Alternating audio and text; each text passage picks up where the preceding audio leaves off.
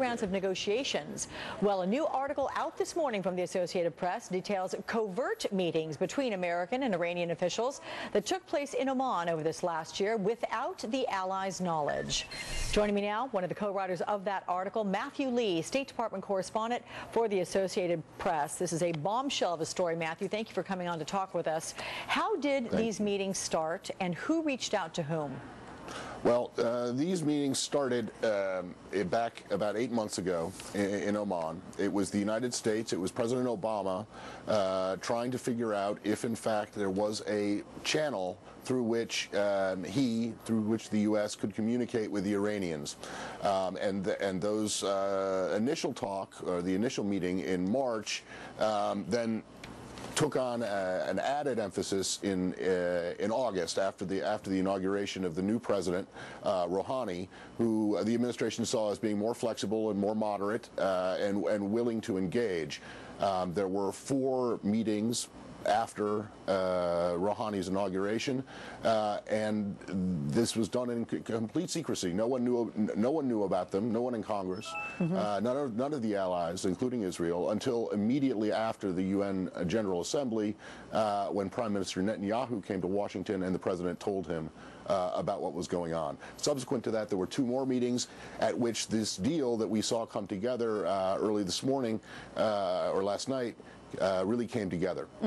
Okay, before asking more details about these meetings, I just want to ask, diplomacy like this, which is done behind closed doors, not announced, that can be perceived as being routine. I mean, that happens, but these players doing it, how unusual is that? Well, that is one thing that's very striking. There's several other things that are very striking about this. One of them is the risk that the president was taking in doing this. The second one is the total secrecy in which it was happening. And the third is the fact that these were not just one-off discussions. These were sustained, and they went on over a period of time. In terms of the risk, this is a very high risk, a very high reward scenario if it succeeds, but if it fails, you know, we could be looking at something close to a catastrophe.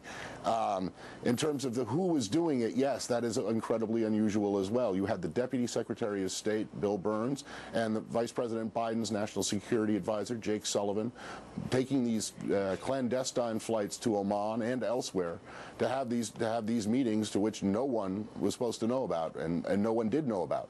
Although you and your colleagues have been investigating these meetings since last spring, so what did you know at the time, and did you think it was leading up to a deal like the one we got in Geneva last night or early this morning?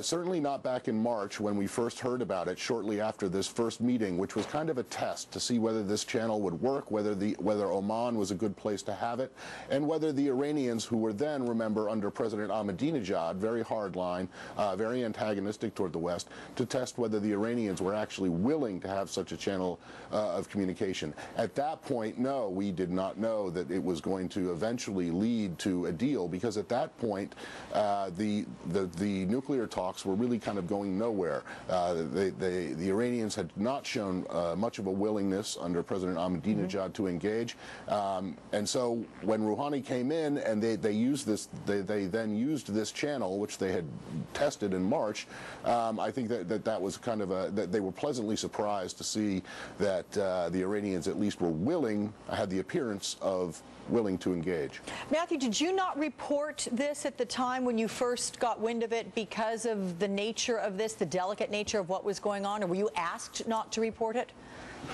No. What happened was that when we went to the administration with what we knew about this initial meeting, they disputed elements of it, and we really couldn't confirm it to our standard.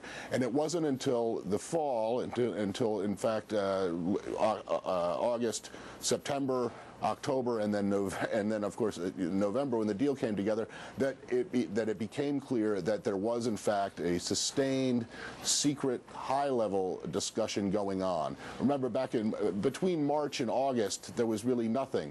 The administration was waiting for the Iranian election, to see who became the new president, and I think they were pleasantly surprised when Rouhani won, and then was willing to continue the talks through this secret channel. All right, from the AP, Matthew Lee. Matthew, thanks so much. Great story. Appreciate it. Thank you.